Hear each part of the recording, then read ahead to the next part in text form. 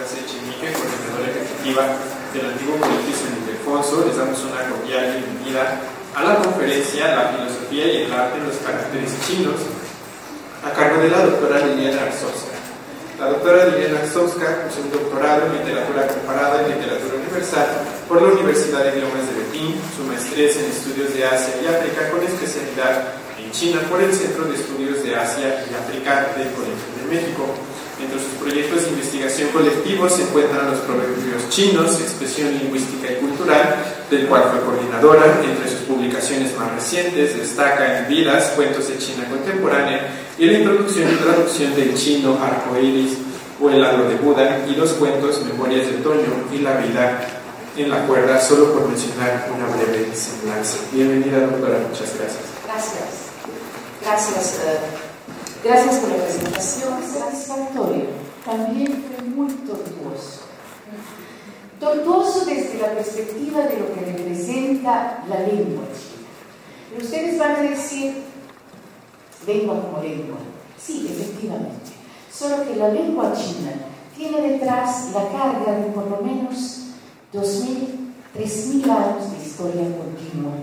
Una carga acumulada en su mismo vocabulario, pero una carga que de pronto no podemos suponer que es universal, puesto que China en buena medida fue un imperio del centro cerrado durante muchos siglos, por lo menos cerrado a los ojos del occidente.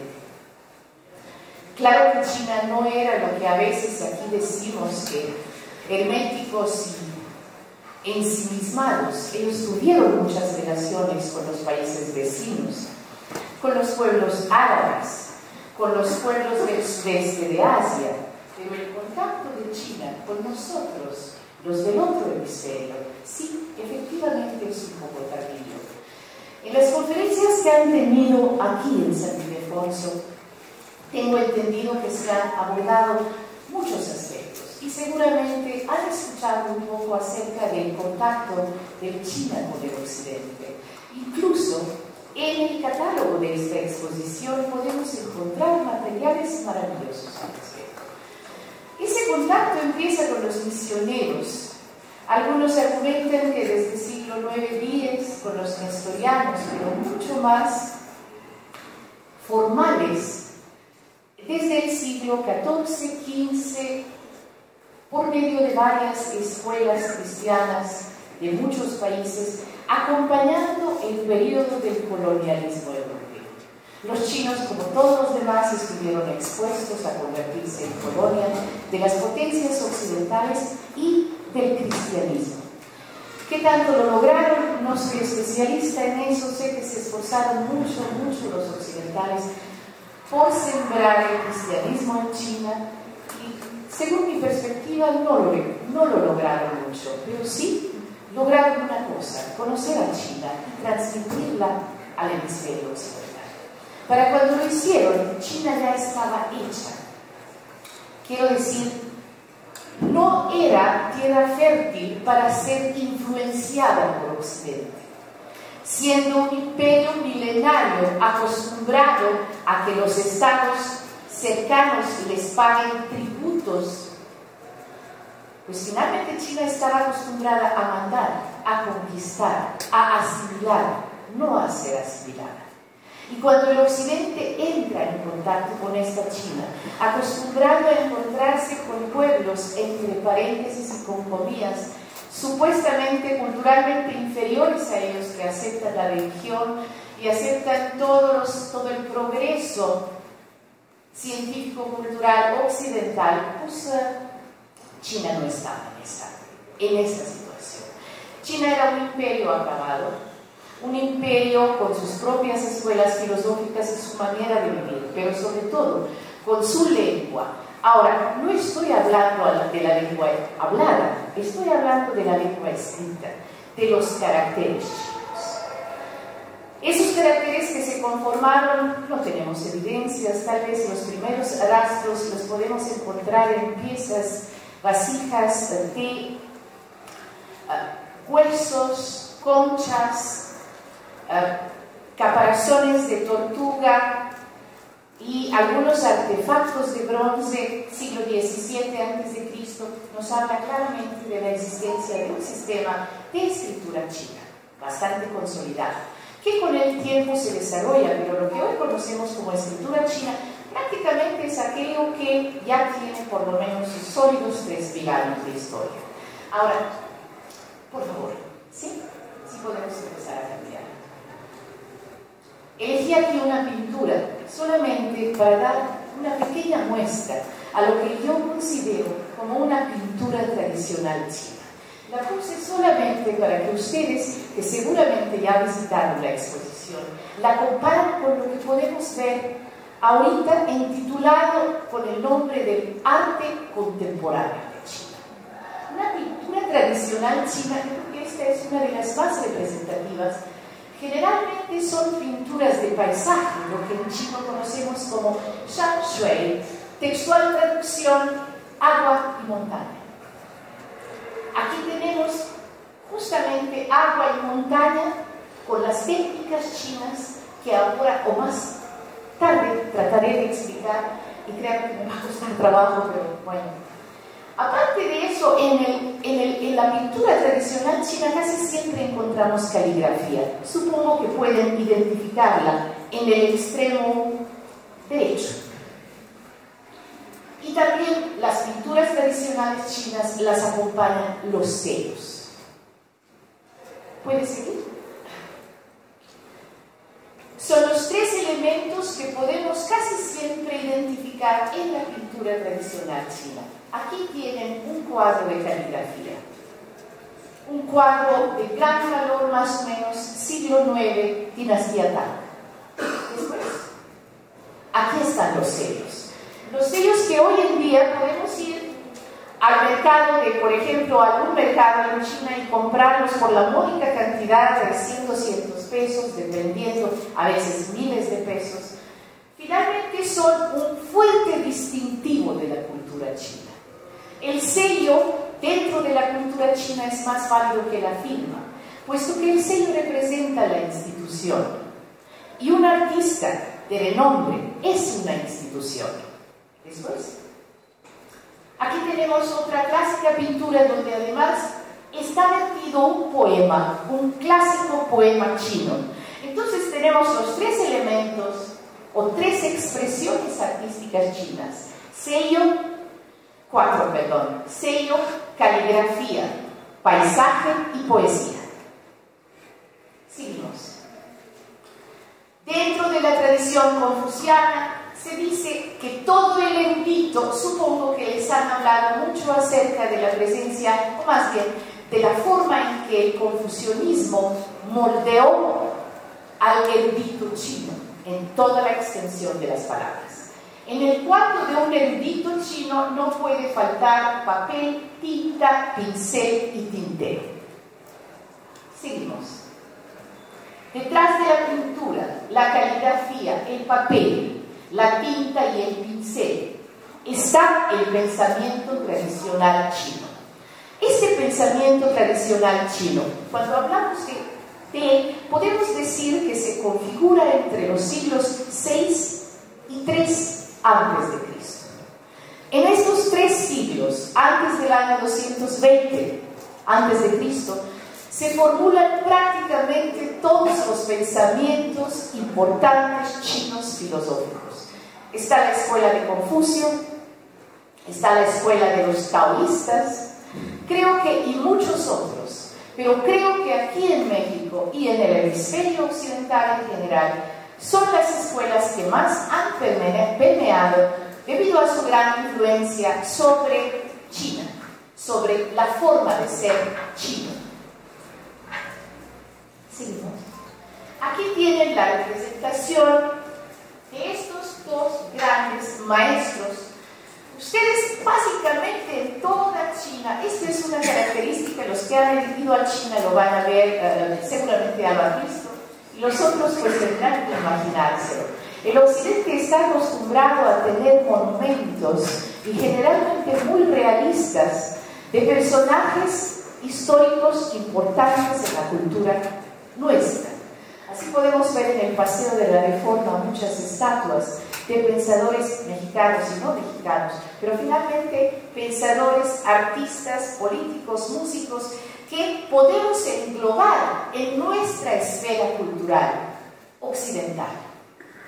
China no tiene esas características tan exacerbadas. Lo que sí vamos a ver en China son representaciones de esta manera, ya sean cuadros de pensadores muy clásicos, pero no vamos a ver muchos monumentos de Confucio paseando por China, y tampoco vamos a ver, y eso es una cuestión más cultural.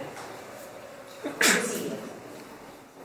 Aunque concebida estas dos corrientes como contrarias, en realidad la escuela confuciana y taoísta son sumamente complementarias. En la cosmovisión china, antes de cualquier pensamiento filosófico, sistemático y estructurado, existe la idea Tian Ren He Yi. Quiero decirles que si alguien me dice, Liliana, ¿cómo resumirías a China en cuanto a modo de ser chino? Definitivamente serían los 4 caracteres que ven ahí, serían la frase con la cual yo podría resumir, obviamente explicación posterior, el modo de ser chino. Y el modo de ser chino es: el hombre y la naturaleza son uno. Van a pensar o van a decir, bueno, es mucho muy lógico. Sí, efectivamente, hoy en día, sobre todo en pensamientos relacionados con cuestiones ecológicas, etcétera, etcétera, nosotros también nos acercamos a esta idea. Pero quiero decirle que esta idea está incluida, seguramente han escuchado de la magna obra de China, el libro de las mutaciones, conocido también como I Ching o el I Ching, o las 1000 maneras en las cuales se bautiza digamos, en el occidente. Esta frase justamente proviene de este clásico chino. Tian Ren He Yi es la traducción más cercana, es esto: la naturaleza y el hombre son uno. Quiero nomás aclarar una cosa que la dejo para pensar un poco. En el chino clásico no existe el verbo ser. Entonces, de ahí me declaro, digamos, fraudulenta traducción. Sí, porque finalmente tuve que adaptarla. En chino lo que quiere decir es el hombre y el cielo, uno. Esa diferencia, el verbo ser, en las lenguas occidentales, en el caso del español, ser estar, yo creo que es un verbo sin el cual simplemente el idioma no sé cómo podría funcionar. En el chino clásico no existe el verbo ser. Seguimos. La naturaleza tiene, ¿para qué es para los chinos la naturaleza? Está compuesta por el cielo y la tierra. Eso es muy interesante. El gran maestro Confucio, durante toda su vida, declaró que la naturaleza es perfecta. Sin embargo, la naturaleza y el hombre siendo uno con ella, finalmente forman una trilogía del cielo, la tierra y el hombre. Entre los tres, el cielo y la tierra son perfectos. Ellos no tienen ningún defecto. El único defectuoso es el hombre. Y el maestro Confucio, como humanista y como el maestro de la ética china, dedica su vida entera a enseñarle al hombre cómo comportarse para poder asemejarse a la naturaleza. ¿De qué viene? Según Confucio, el hombre debe de autocultivarse constantemente en los principios de humanidad, justicia, cortesía, sabiduría y confianza. Ahí empiezan las dificultades, señores. Esta cosa que de pronto a ustedes les va a sonar sumamente occidental, quiero decirle que traducir estos conceptos, lo que ven en rojo, es una traducción extra forzada. Extra forzada. Traducción que hicieron los misioneros partiendo de la perspectiva del cristianismo. El concepto de Zhen va mucho más allá de lo que nosotros hoy en día podemos englobar en el término de humanidad. El concepto de justicia no tiene nada que ver con nuestra manera de concebir la justicia. El concepto de cortesía no dice nada, y yo creo que el maestro Confucio, si algo hizo, es, entre otras cosas, escribir un gran libro sobre, se llama Li Ji. De hecho, una de las traducciones tal vez más cercanas serían ritos, pero ritos en español tampoco dice mucho. Y luego viene la sabiduría, la forma china de concebir la sabiduría no tiene nada que ver. La sabiduría china únicamente sirve al hombre para estar en armonía con el universo. Aquella sabiduría que se aprovecha para beneficio propio no es sabiduría. Ni siquiera puede ostentar ese nombre. Puede ser conocimiento utilitario, mas no sabiduría. Y finalmente confianza. Aquí solamente les quiero, permítanme, esto sí sirve, supongo. Solo permítanme, los caracteres chinos, lo que está antes de la humanidad. Si tratamos la etimología del carácter, tenemos a un hombre y el número 2. Entonces, ¿qué es la humanidad? Concebida en palabras más o menos es estar bien con el prójimo inmediato. No estoy hablando de una humanidad abstracta. Es el hombre que está a mi lado. En el caso del I, la justicia, el concepto es confuciano, el justo medio entre dos cuchillas. Vean solamente los caracteres chinos. Y es muy interesante también el carácter sin, confianza. Para los chinos la confianza es la palabra del hombre.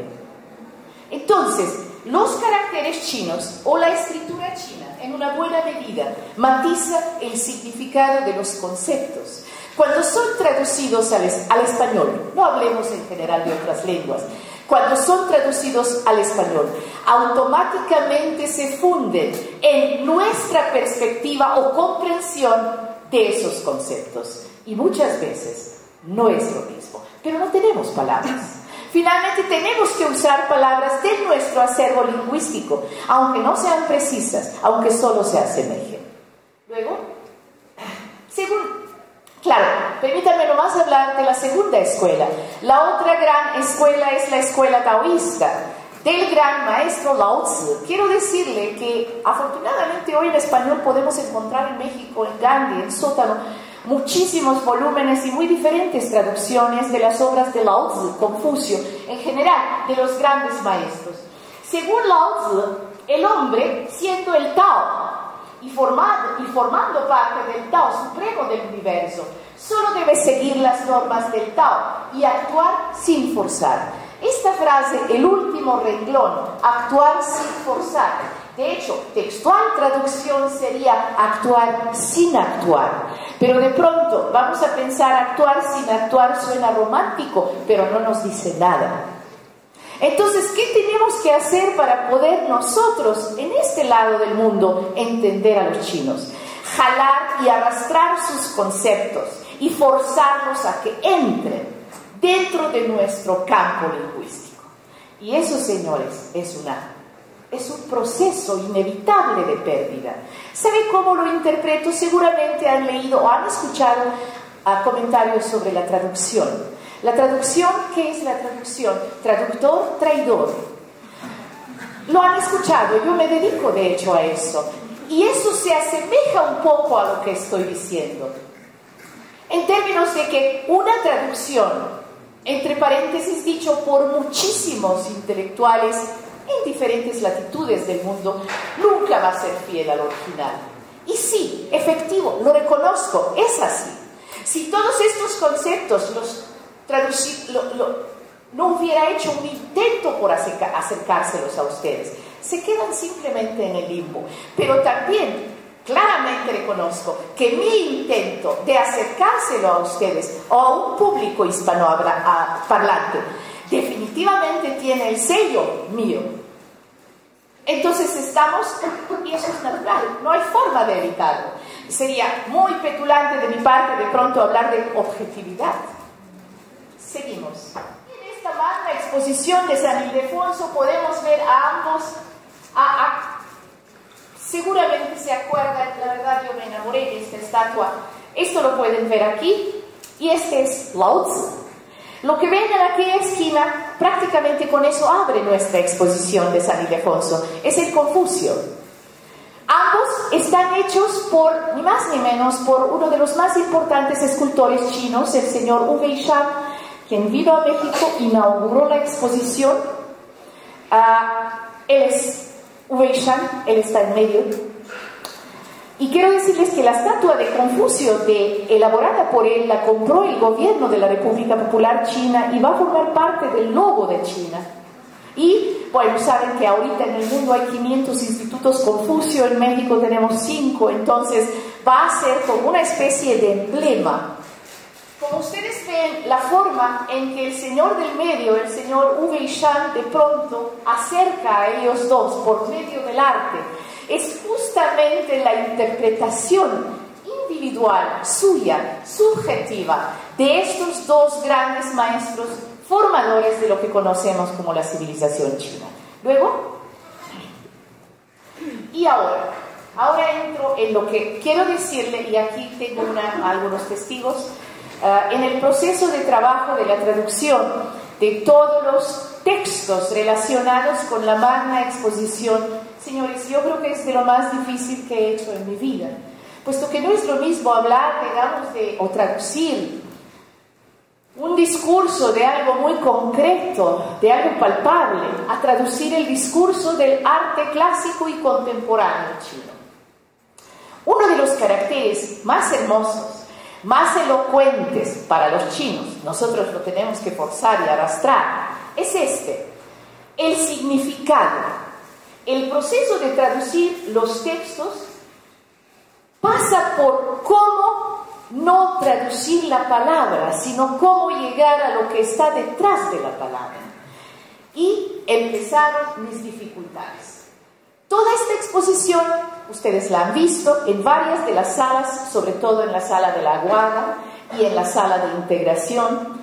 Estos dos conceptos que aparecen en rojo fonetizados, CIE, no se tradujeron, a pesar de que yo insistía a que se tradujeran, puesto que es el emblema, es la característica de esta magna exposición.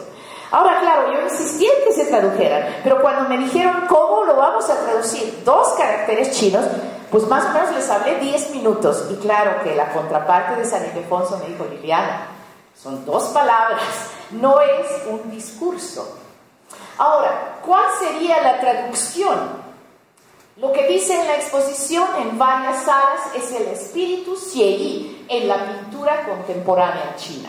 Sí, muy bonito, el espíritu Xie puede ser el espíritu Juan, el espíritu Pedro, pero no te dice nada. No te dice nada, finalmente para nosotros, al no traducirlo, es un nombre propio que no tiene ningún significado. Ahora, traducirlo, claro, va a mermar en términos de que tal vez no diga todo lo que quiera decir el carácter chino, pero por lo menos va a estar más cerca y no va a ser el espíritu Xie. Sigue. En estos 2 simples caracteres podemos resumir el pensamiento chino, la teoría de la estética china, la característica de la lengua y la escritura china y la característica del arte chino.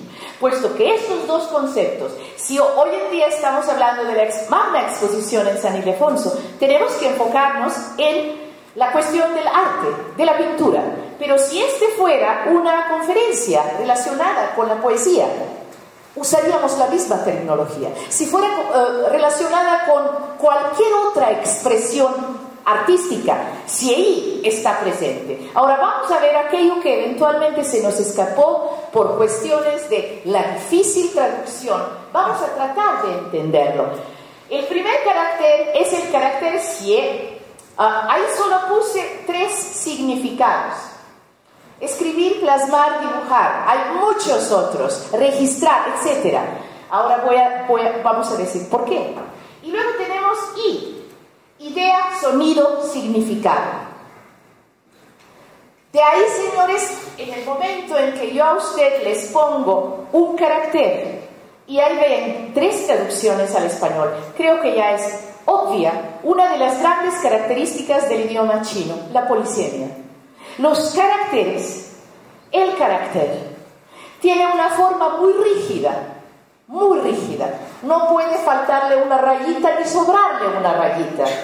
tiene una manera de pronunciarse en voz alta, también rígida, aunque depende de los diferentes dialectos. En China, como saben, existe el idioma que le llamamos mandarín. Aquí también le decimos chino, los chinos lo llaman putonghua, que sería como la lengua oficial de China.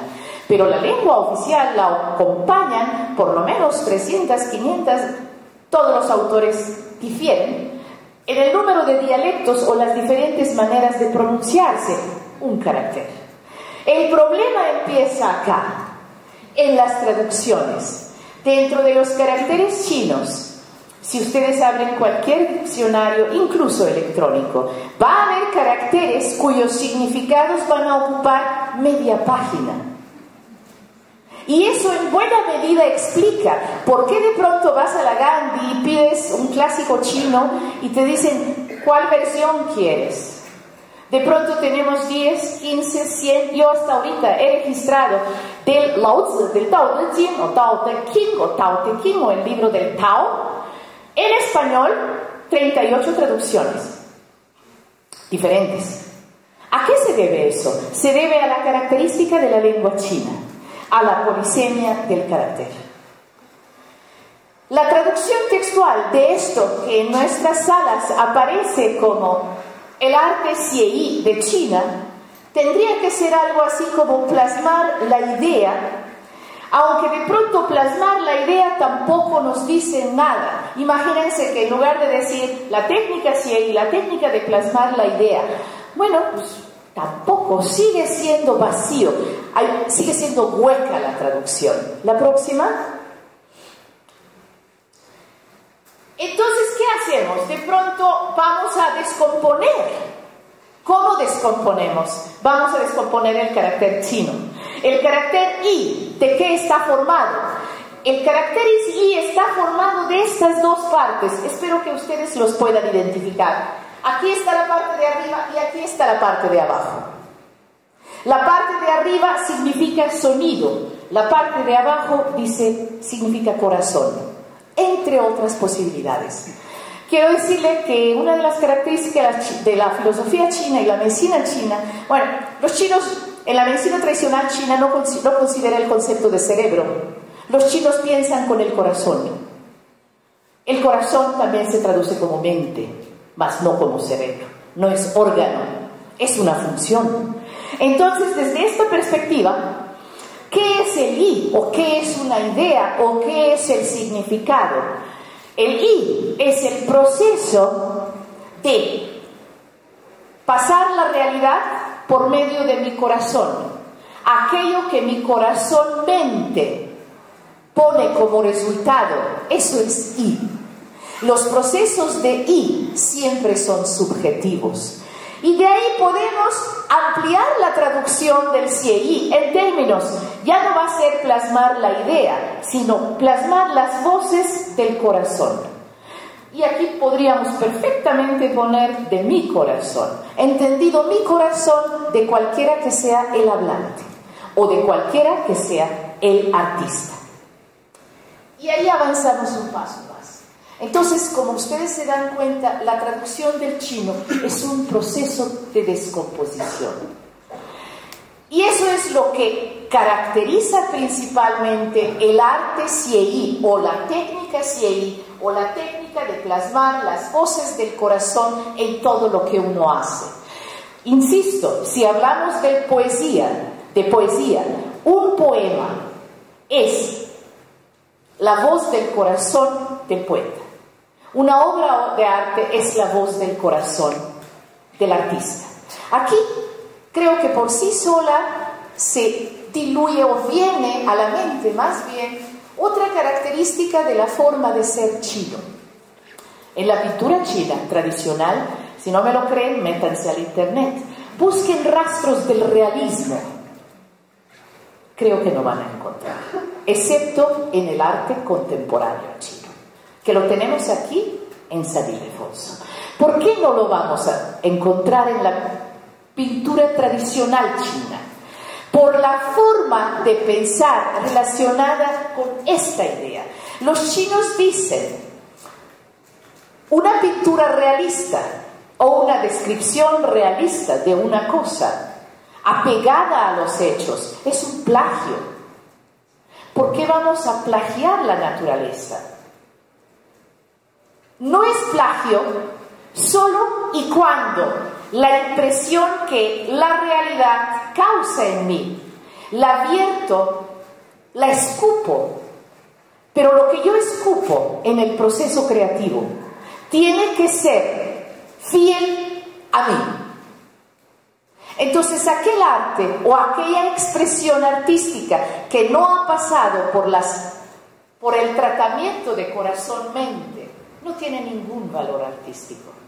Y es por eso que los mismos chinos, de pronto, ante la pintura realista o las expresiones realistas, cuando entran en contacto con el occidente, ellos mismos se extrañan. Y, bueno, ¿qué le dicen? ¿Qué piensan del occidente? Pues qué piratas son los occidentales.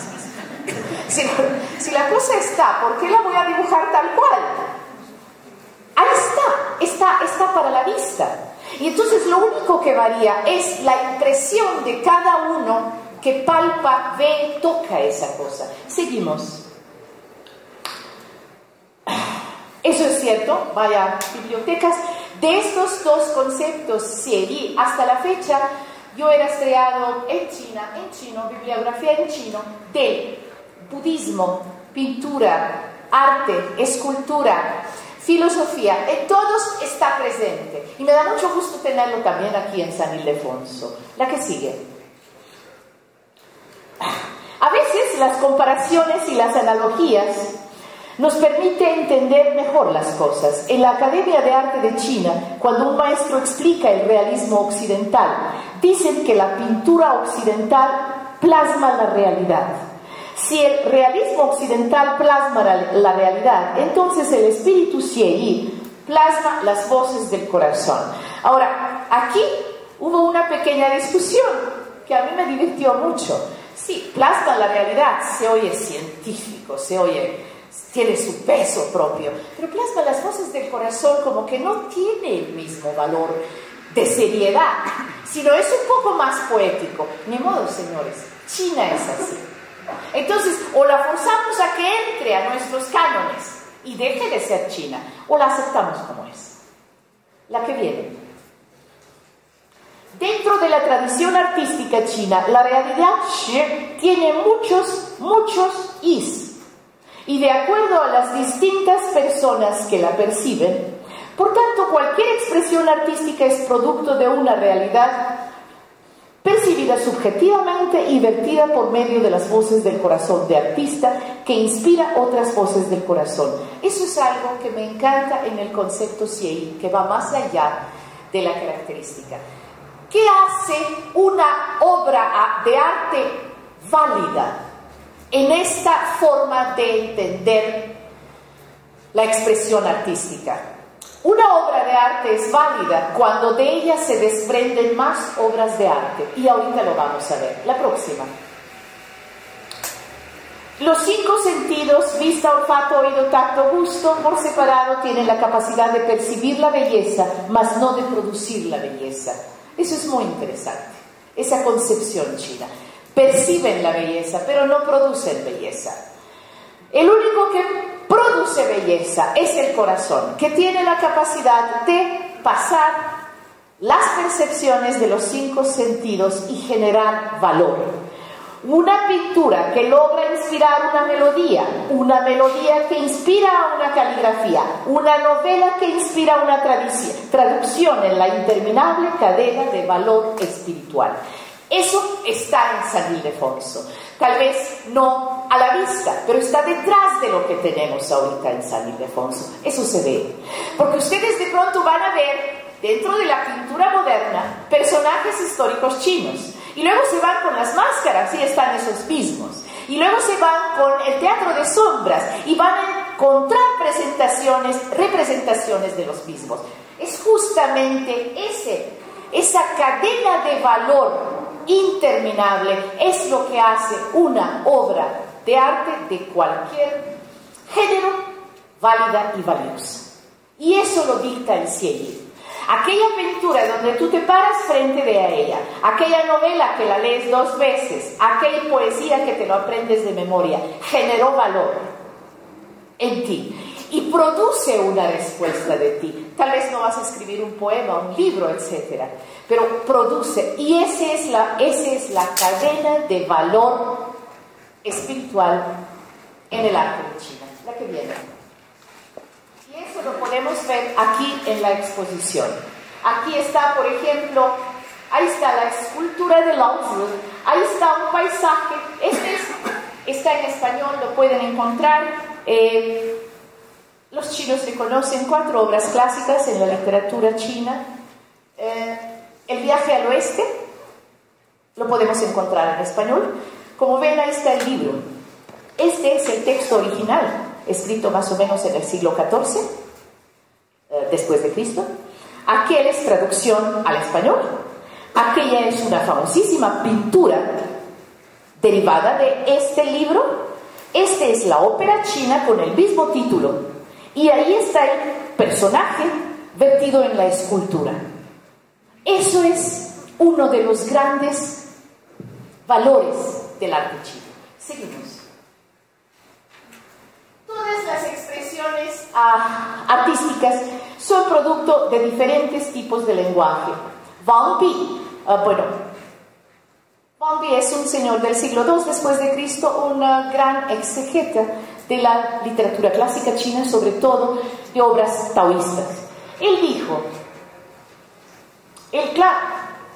cuando el lenguaje escrito o hablado no alcanza para obtener el I, traducido como voces del corazón, recurrimos a la imagen, la pintura. Y cuando la imagen no alcanza, nos apoyamos en los trigramas. Los trigramas, los 8 trigramas que componen el I Ching, el libro de las mutaciones, le dicen también el clásico el oráculo chino, para poder predecir. La que viene. En la pintura china confluyen todos los lenguajes y voces del corazón. La pintura clásica china usa caracteres, a veces frases cortas, poemas, imágenes, sellos, etc. La pintura contemporánea china, además de conservar los elementos propios, incorpora prácticamente a todas las corrientes técnicas y procedimientos del arte occidental. Tuve la suerte de hacerle una entrevista al director del NAMOC, del Museo de China, de Pintura de China, en términos de ¿cuál es la característica del arte contemporáneo chino en 5 palabras? Y me gustó mucho lo que dijo. Dijo, mire, a los chinos, ¿saben ustedes qué es chop suey? Bueno, es una mezcolanza de todo, que si tratas de definir y explicarlo, te pasas nunca, siempre se te van a olvidar uno que otro ingrediente. China, después de las reformas y la apertura, básicamente nuestra actitud hacia el occidente es aprenderles cual esponjas todo y a usar aquello que nos sirve. Pero sí, indistintamente le damos apertura a todos los discursos y a todas las voces del corazón. Y sí, en el arte contemporáneo chino podemos encontrar, ustedes lo vieron en nuestra exposición, claros elementos de influencia occidental, pero en ningún momento abandonan ni el espíritu xie, ni la tinta china, ni el papel, ni el pincel, papel de seda me refiero, papel de arroz, disculpen, y la seda como uno de las texturas más apreciadas, incluso por el arte contemporáneo chino. ¿La que viene?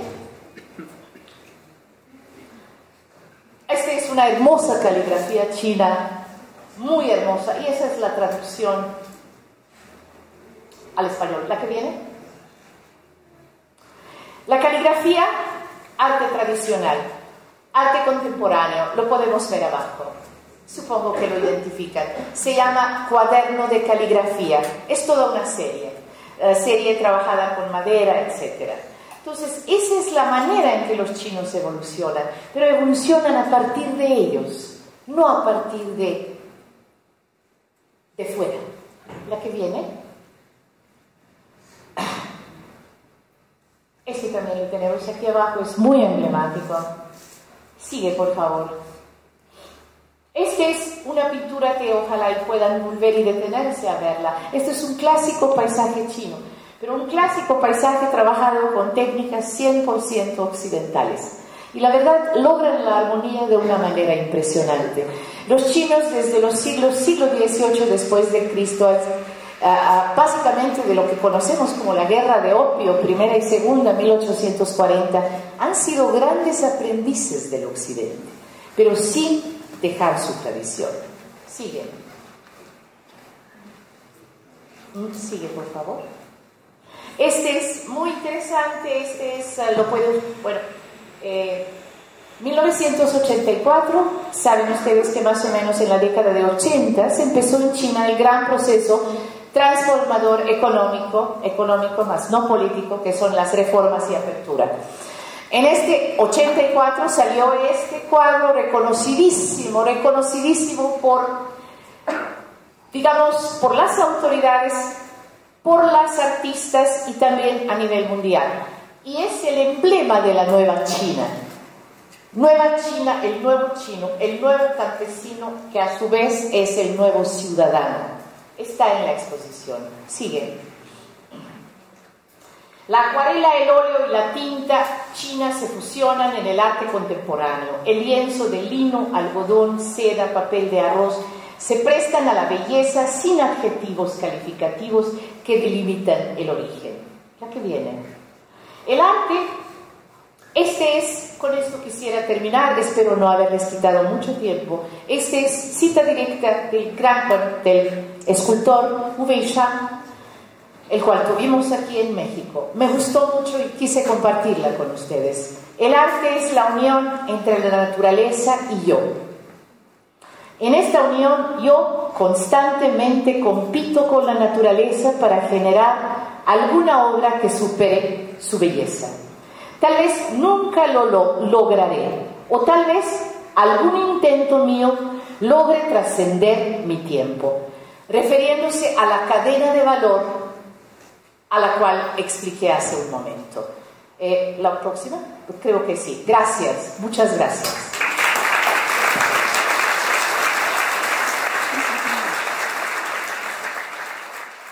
Un par de preguntas y contestamos todas juntas. Bien, les pido que levanten su mano para que les acerquemos un micro.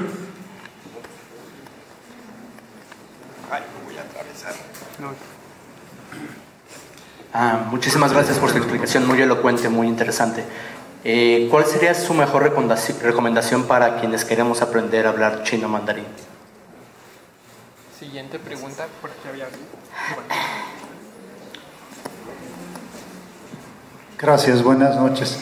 Me surge una pregunta respecto a cómo en China se percibe el arte surrealista, dado que no es una expresión idéntica de la realidad, en base a lo que nos comentó. Gracias. Yo tengo una... Un segundo, el segundo va a notar unas preguntas. ¿Ya? ¿Contesto? Sí, no, otra pregunta. ¿Alguien más? Una pregunta por allá atrás. Sí, una tengo voz. una observación y una pregunta.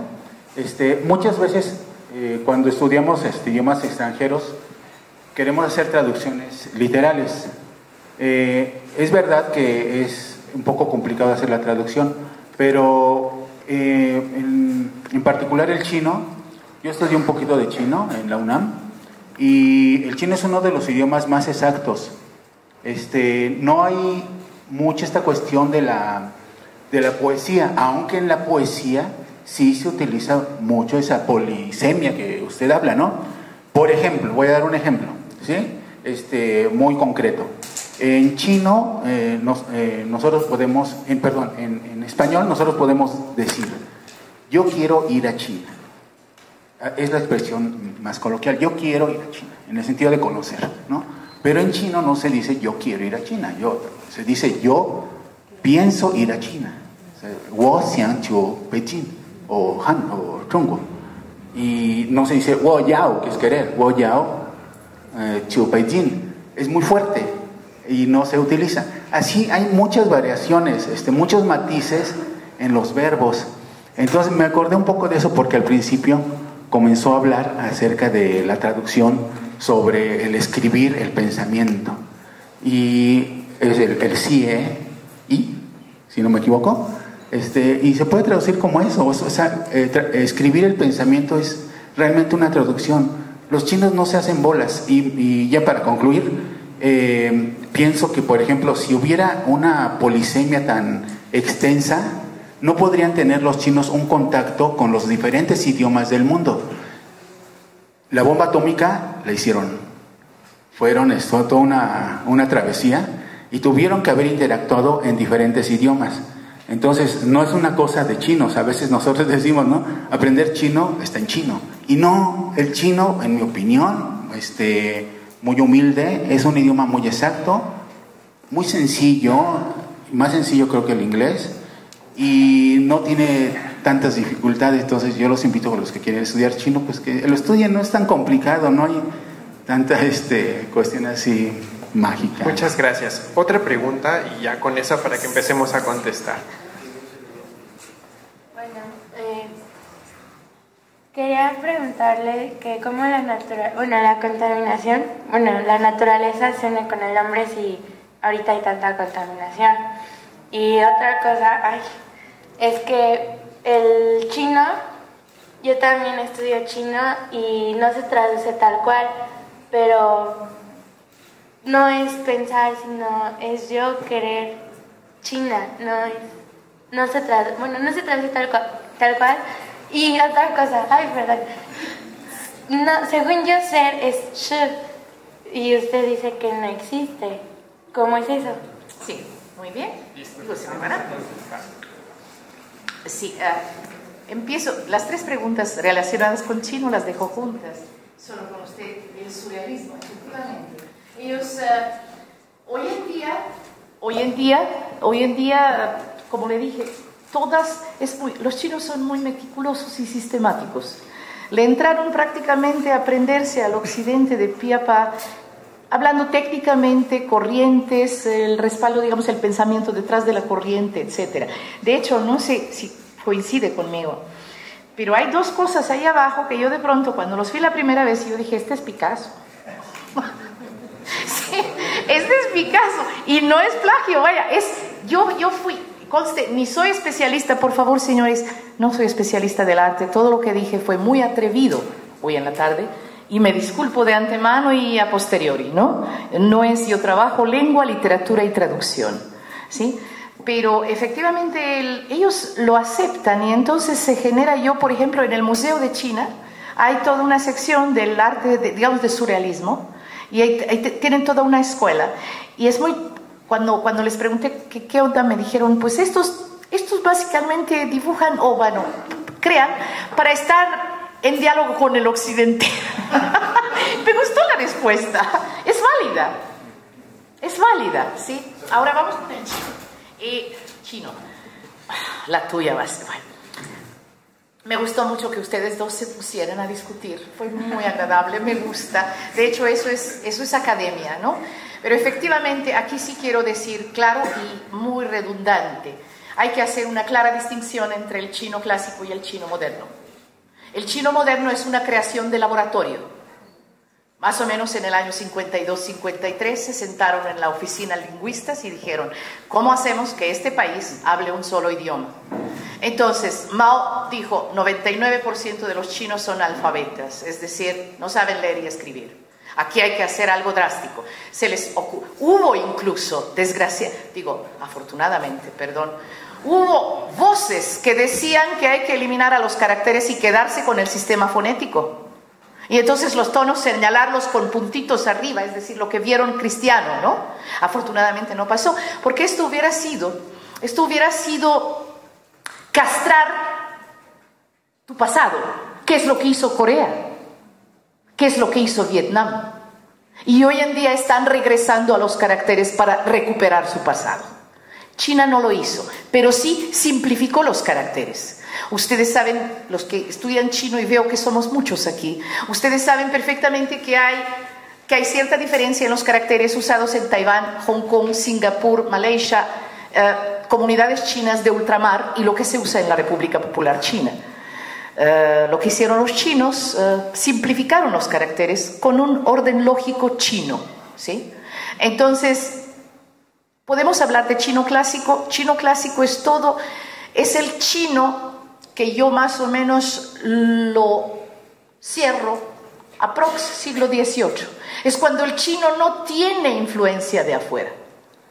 Cuando ya el occidente entra en contacto con el chino, se genera primero, no el chino moderno, sino lo que llamamos, digamos, el chino vernácula, del cual posteriormente más o menos, como le dije, en una oficina, por decreto de arriba abajo se decide, la lengua del noreste de China va a ser la lengua oficial, la pronunciación del noreste de China va a ser la lengua oficial pronunciada. Los caracteres van a funcionar así. Entonces, espérenme, a ver, ser no solo es el verbo central de las lenguas occidentales, no les llamemos occidentales, vamos a decirles indoeuropeas, los que vienen del sánscrito, ¿sí? Y por un lado. Y por otro lado, es el meollo de la filosofía occidental sobre la cual la filosofía se está hasta la fecha desgreñando. Entonces los chinos dijeron, ay, pero ¿cómo es posible que nosotros no tengamos un verbo ser? Para ser tan finos y tan prósperos como el occidente, que aquí nos tiene apabullados en la Primera Guerra del Opio, Segunda Guerra del Opio y todo lo que hizo las 8 potencias en el siglo XX, no, pues tenemos que tener verbo ser. Entonces se agarraron el shi, que en chino clásico significa cierto, falso, y dijeron, pues bueno, entonces yo soy Liliana, yo ciertamente Liliana, pues ¿cuál es la bronca? Entonces ya, ¿sí? Otra cosa, San Ildefonso es muy bonito, San Ildefonso, ciertamente bonito. ¿Quieres traducirlo como es? Tradúzcalo, nadie te diga que no lo haces. Pero finalmente, en el chino clásico no existe el verbo ser como tal. Hablando un poco ya de la precisión versus la ambigüedad o la polisemia. Creo que si alguien me dice que defina chino en una palabra, creo que la última palabra que usaría sería exacto. Usaría muchas otras, pero no exacto, justamente debido a la polisemia de la palabra. Y otra cosa, quiero ahí un poco decir que el idioma chino, como todo el español, es un idioma vivo, es un idioma que todo el tiempo se transforma en términos de que, bueno, el idioma de chino del internet, que ya no entiendo propiamente, el de los jóvenes, generacional, cultural, estrato social, lo que usted quiera, pero sí quiero insistir en una cosa, pero por favor, estoy muy de acuerdo con el colega que dijo, el chino no es difícil, el chino es mucho más fácil que el español. Y si no, pregúntele a los chinos. Pregúntele a los chinos que están 4 años estudiando español y que no le encuentran ninguna lógica a la conjugación porque no la tienen. Sí, no le encuentran lógica porque no la tiene, básicamente. Pero 4 años, todos los verbos regulares, irregulares, etc. Entonces, chino no tiene conjugaciones para empezar. La única cosa es entrarle al modo de pensar en chino. Eso es todo. Lo único que acepto, porque yo doy clases a chino, yo soy maestra, lo único que acepto que es difícil, porque a mí se me dificultó, son los caracteres. ¿Por qué? Porque nuestra lengua es auditiva. Nosotros no somos visuales. Ahí me imagino a alguien que diga mamá y dice, ay, la M, qué bonita está. No, básicamente no. Nosotros no tenemos entrenados los ojos, excepto ¿quién? Los artistas. Y los chinos, 100%, o por lo menos todos los que saben leer y escribir, tienen desarrollado el sentido de la vista mucho más que nosotros. ¿A qué grado? A que ves un carácter y de pronto, diario nos pasa, díganme los estudiantes y los maestros si no es cierto, ay maestra, pero solo me faltó una rayita. Más menos rayita es otro carácter, es otro significado, y los que estudiamos chino lo sabemos. Pero ni modo, algo tenía que ser. Yo siempre digo, el chino no es difícil, el chino solamente es diferente, y cuando algo es diferente nos resulta un poco más difícil. Sí es diferente, porque cuando tú ves un carácter es una pintura. En carácter está la idea, está el sonido, y está el sentido, y está la forma. Todo está en el carácter. Y este sonido, sentido, idea y forma es interpretable. ¿Por qué es interpretable? ¿Por qué es, digamos, polisémico? ¿Por qué es interpretable en general? Por la naturaleza de los caracteres chinos. porque finalmente en diferentes contextos un mismo carácter significa diferente cosa. Ahora, chino, anímense, la verdad es que vale la pena estudiarlo, vale la pena, vale la pena. Aquí a unas cuadritas, en Cuba, no sé qué, está el Instituto Confucio, uno de los 5. Ah, estamos de luto, qué mal, ni modo, se lo llevaron a Tlatelolco, ¿verdad? Sí, ni modo. Pero sí vale la pena y pues yo creo que vale la pena por muchas razones, pero sobre todo porque ayuda a entender al otro hemisferio de este planeta, ¿no? De veras, y como te das cuenta, bueno, traté de tocar temas para que entendamos que a pesar de que lo que lo vi, hay cosas que no vi que está detrás de lo que supuestamente vi. Y eso es más que nada, no es la pintura, no es la expresión, no son los trazos, no son los colores, es lo que está detrás de todo esto. ¿Más preguntas? ¿Sí? Perdón. Yo en una de las conferencias que hubo con el embajador de China en México, le pregunté que dónde enseñaban precisamente a escribir y a pintar con tinta china. Precisamente me dijo del Instituto Confucio. Yo fui y me dijeron que no, que ahí enseñan todo menos eso. ¿Usted sabe quién puede enseñar eso aquí en México?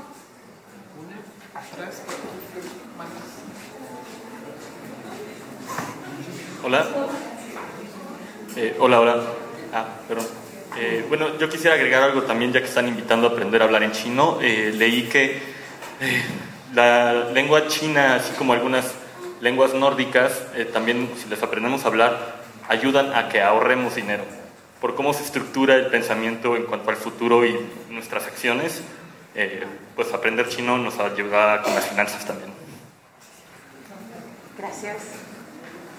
Hola, buenas noches, muchas gracias. Le quiero preguntar, usted que conoce nuestra cultura y la de ellos y las traducciones, ¿qué traducción de Viaje al Oeste sería la que recomienda en español? Y también retomar la pregunta que había hecho ya con la contaminación y la convivencia de ellos, que se perdió. Pero sí, también a mí me interesa. Sí, claro que sí. Una más, por acá. Perdón. Querida Liliana, bueno, más que una pregunta, yo quería complementar. Pues sobre todo te agradezco muchísimo el hecho de que pues nos hayas honrado con esta explicación que yo en algún momento de la vida tuve la oportunidad de recibir cuando me abriste las puertas de tu casa, cuando estábamos viendo toda la traducción de los textos. Creo que es muy importante que nuestro público tenga sobre todo este bagaje de las dificultades a las que sobre todo Liliana se enfrentó al traducir los textos de la exposición. Como bien expresaste, nuestra pregunta que siempre quedó en el aire fue ¿cómo traducir el término Sheyi? Y bueno, me alegra sobre todo que ahora nuestro público haya tenido esta oportunidad de recibir esta magnífica explicación que diste, porque creo que sí es pues un faltante que está dentro de la exposición, pero que bueno, ahora se complementó muy bien con la conferencia que nos dio Liliana. Muchísimas gracias, querida. Gracias. Sí, La última, y empezamos a contestar otra vez. Bueno, yo quería preguntarle ¿cuánto tiempo lleva estudiando chino para ya, traducir los textos? Digo, yo también soy estudiante, entonces como para proyectar más o menos un plan. ¿Cuántos siglos voy a tardar? Sí, muchas gracias. Híjole, miren, sí, muchas gracias por las preguntas. Primero, sí, no abordamos la contaminación. Me va a permitir sobre esto tomarles 2 minutos de su tiempo. Quiero explicar algo que creo que es importante y creo que los chinos me van a dar la razón. Yo soy la primera que se ha hecho esta pregunta. Sí, tenemos un compendio de filosofía, Confucio, Lao Tzu, obras magistrales que hablan de armonía, armonía, armonía, armonía. El cielo y la tierra son uno, armonía, armonía, etc. Y de pronto te vas a China y te encuentras que Beijing es la comunidad. Ojalá y fuese solo Beijing. Tienen por lo menos 4 ciudades que sobrepasaron lo sobrepasable. La historia china, a lo largo de 3000 años podemos ver una característica muy interesante de los chinos. Conste, lo digo a modus muy general. Tendría que dar argumentos, tendría que dar hechos. Mire, el gran Confucio y todos los chinos hablan del justo medio, del equilibrio. Yo, por lo general, pienso, cuando hablamos mucho de algo es porque nos falta este algo. Si todos fuéramos equilibrados, pues no tendríamos que escribir mucho acerca de la importancia del equilibrio. Lo que más bien vemos a lo largo de la historia china son bandazos. Y lo podemos ver en la historia moderna de China. Podemos ver la revolución cultural, una época de 1966 a 76, que es, digamos, una época hacia un extremo. Y después la apertura y las reformas es la época hacia el otro extremo. ¿Sí? Y creo que a lo largo de la historia china encontramos prácticamente un montón de ejemplos que puedan confirmar ese hecho. El hecho de irse a los extremos, digamos, un poco hacia el izquierdismo a ultranza, y luego las reformas económicas y la apertura y el desarrollo a ultranza. Paga las consecuencias. Pero finalmente eso es China. Yo creo que no quiero decir eso es todo el mundo, eso es China porque la he estudiado un poco más, ¿no? Es un poco, puedes ver en su historia eso, extremos. Y luego vienen al equilibrio, pero finalmente se van hacia un lado. Y China yo creo que ahorita está, como dicen aquí, tocando fondo para arriba, ¿no? Tocando fondo en términos de que algo tiene que hacer. Ya no se trata, antes tenían el discurso, Europa se desarrolló en el siglo XIX y XX, ahora son nuestros 5 minutos, etc. Pero finalmente es discurso porque en China, Beijing, en este momento, aquí, cuando tienes el cielo que te dan ganas de mirar 3 horas el cielo del DF, de México City, en China no se puede respirar. Ahí tengo a un hijo que básicamente anda con máscara tipo bulldog. Entonces, pero yo creo que pronto van a revirar. Es que eso es la historia china, ¿no? En cuanto a la contaminación. Chino, clases de pintura. No tengo idea, pero hay una artista china que vive aquí, se llama Lili. Bueno, Lili, nombre cristiano. Y ella tiene interés de tener alumnos. Entonces, los podemos poner en contacto. ¿Sí? Sí, le va a gustar. Y chino... Gaby, muchas gracias. Gracias. Disfruté mucho trabajar contigo. Y en cuanto a... Mire, honestamente, no quiero que lo malinterpretes. Nunca se deja de estudiar chino. Al igual que nunca se deja estudiar español. Quiero aclarar una cosa, y yo creo que tú lo sabes. El español no es mi idioma materno, igual que el chino no lo es. Los dos son idiomas extranjeros. Mi idioma es macedonio. Yo soy de la ex Yugoslavia. Ahí nací. Entonces, bueno, si aprendí chino en esta vida y español además. No, lo único que sí es que no es un proceso. Yo te quiero decir que el proceso de traducir, no de lo que hablé hoy, de las cosas de aquí, básicamente en un texto de 100 caracteres a veces buscaba 20. ¿Ok? Nomás, después de muchos años. Chino nunca lo aprendes de estudiar. Chino simple y sencillamente es, porque conozco el carácter, pero ¿qué quiere decir aquí? Ahora, yo no soy artista. Mañana me llaman a trabajar de Volkswagen y también va a estar el carácter y también va a ser CIE. Y hay ni modo de decir, señores, plasmen sus ideas en ¿me entienden? Entonces te ajustas con el mismo carácter, te ajustas a la terminología o lo que llamamos en español el campo semántico de Volkswagen. Sí, y si lo haces en otro campo semántico, digamos, de otro ramo del conocimiento, sería otra elección de la traducción. Pero eso es finalmente aprendizaje y déjame decirte que el español pasa lo mismo. Bien, ¿alguna otra pregunta? La traducción de Viaje al Oeste. En español, mira, este título está hecho en España. Lo único que no sé es que si lo puedes encontrar aquí en México, pero supongo que sí. Y supongo que los que Gandhi a veces tiene, importa libros de España. Y si no, con mucho gusto a Marco le puedo dar, pero lo sacarías de la biblioteca y lo devolverías. Porque para comprarlo aquí no sé. Sí, no sé muchos. ¿Qué tal, señorita Liliana? Buenas noches. Mi nombre es César Zapata.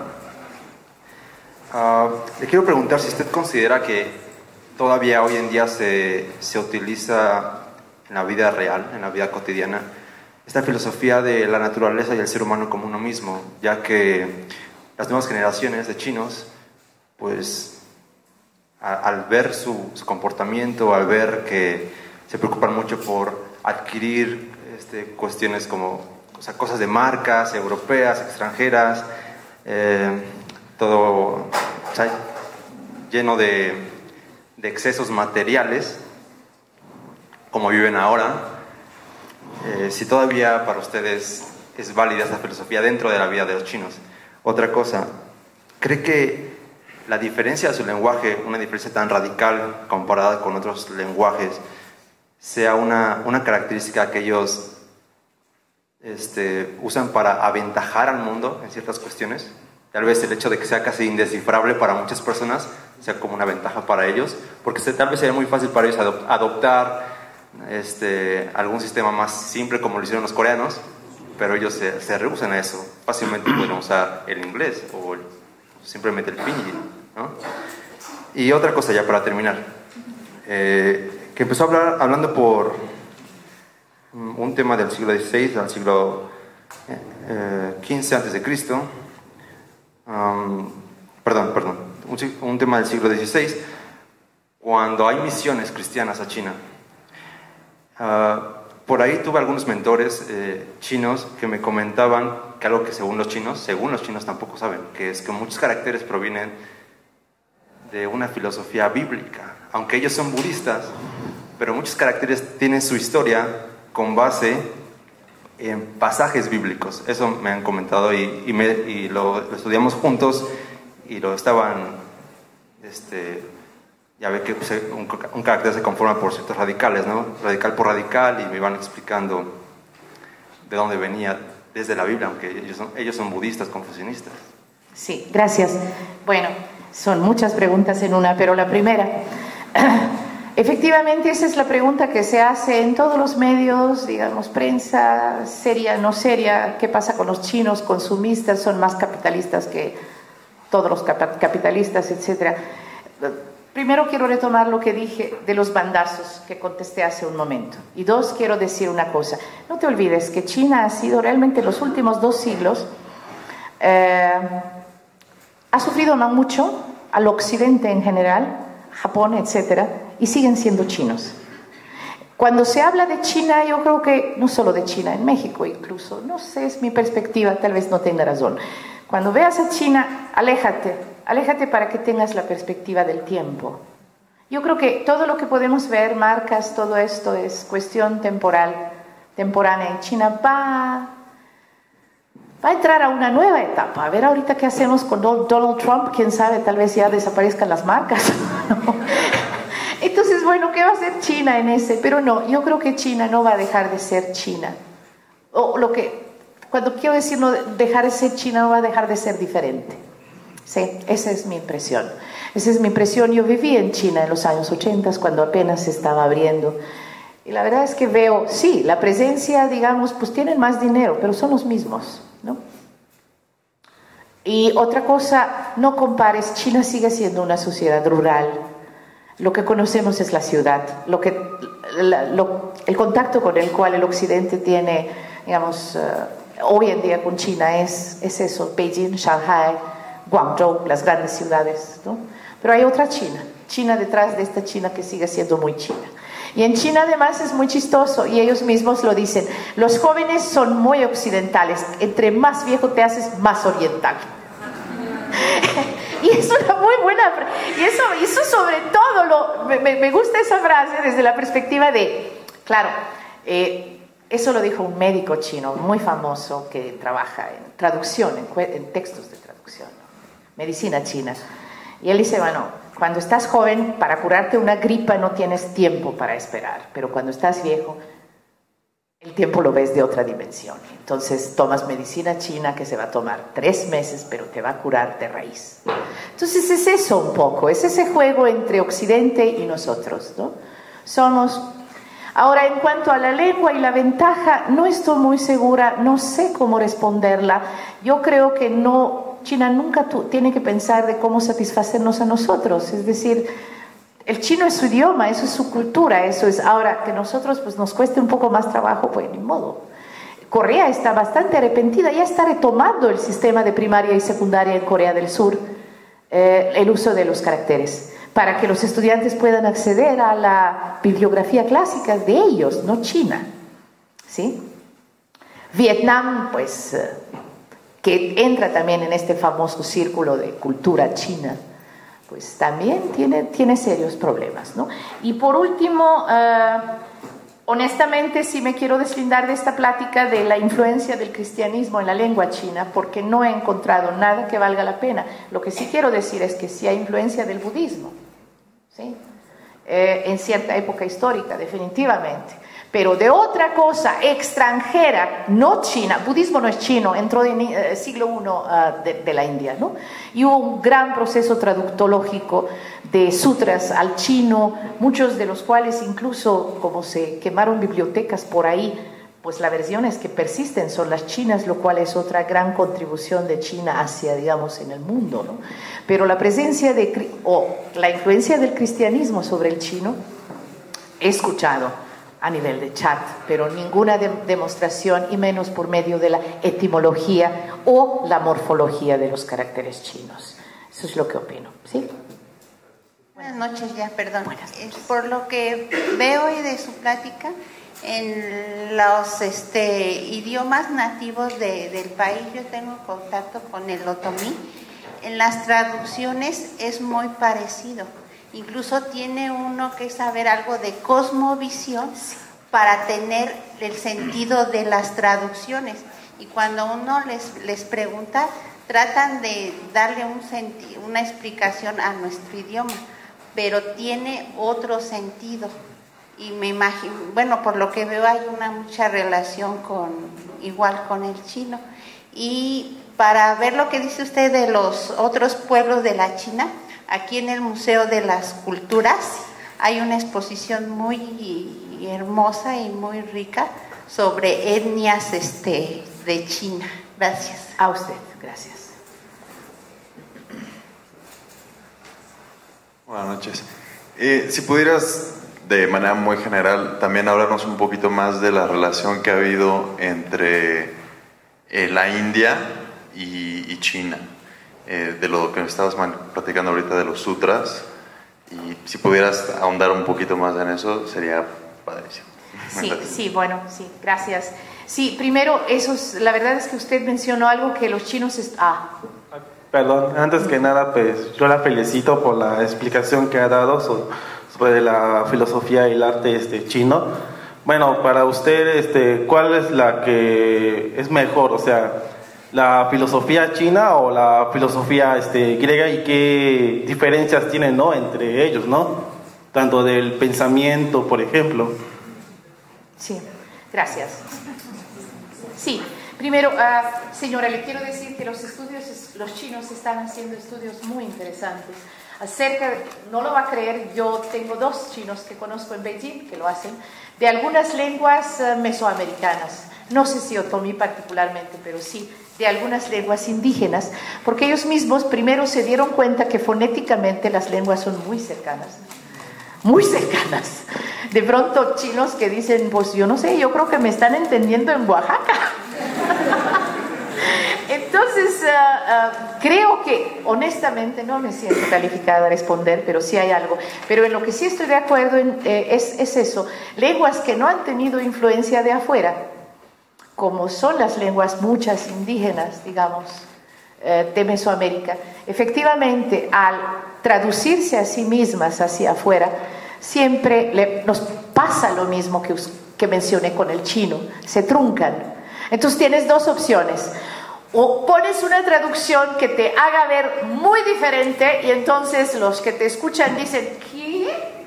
O te asimilas al gusto de los otros para que digan no, esta está igualita que nosotros. Eso ha sido un poco el proceso de la traducción y la autotraducción de los chinos a lo largo de la historia, ¿no? Y si la cosmovisión forma parte de la lengua implícita y explícitamente. En cuanto a los sutras, si me das correo, pues te puedo mandar más información. El budismo entra en China en China actualmente hay 3 religiones.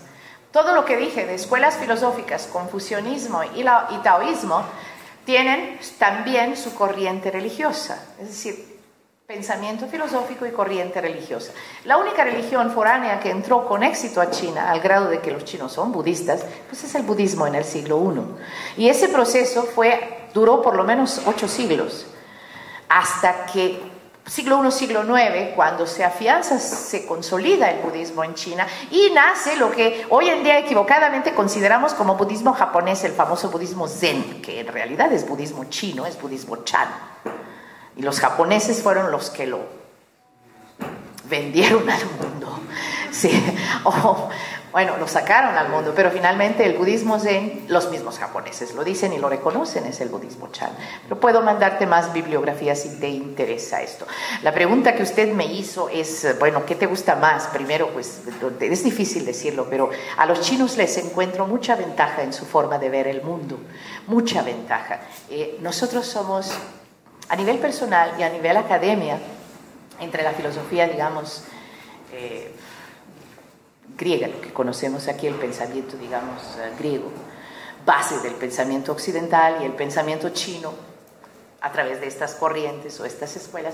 Yo creo que la diferencia, la dije, no más que no la asenté, la diferencia es el verbo ser. Yo espero que ustedes se pongan a pensar, ¿qué hace una oración? Les pongo un simple ejemplo. Créanme que es un ejercicio muy bonito porque se desmoronan muchas cosas. ¿A qué me refiero? En chino existe la oración adjetival. Es la oración que no posee verbo. Por ejemplo, México es grande, es México grande. México alto, México bonito, México sabroso. ¿Ok? Entonces no existe el verbo ser. Ahí yo creo que la diferencia ya es abismal y además nos casi define. Valga la redundancia, cuando tú algo defines, tú lo conviertes en cierto. Cuando tú algo describes, dejas opciones. ¿Sí? Y yo creo que ahí, en buena medida, en la lengua china, que proviene de la filosofía china, se puede bastante bien determinar la gran diferencia entre el occidente y el oriente. ¿Sí? Es decir, yo soy mexicana, yo mexicana, hay una gran diferencia en el matiz que está detrás de la oración. ¿Sí? Yo mexicana describe, yo soy mexicana asienta un hecho. Y la forma, tanto de concebirlo mentalmente como de expresarlo lingüísticamente, genera un efecto diferente. Y los que estudiamos chino lo sabemos. ¿O nunca se han preguntado por qué en China no hay, por qué existen oraciones adjetivales? Digo, ¿nadie se preguntó? Es una buena pregunta. ¿Por qué los chinos pueden no usar el verbo ser? ¿Por qué no necesitan definir? ¿Por qué una sola pregunta? ¿Alguien ha definido Tao? La primera frase del Tao, el Tao que se pueda explicar, no es el Tao eterno, es el nombre que se le pueda designar, no es el nombre permanente. Entonces, bueno, esforzarse en definir las cosas no permanentes es perder el tiempo. Gracias.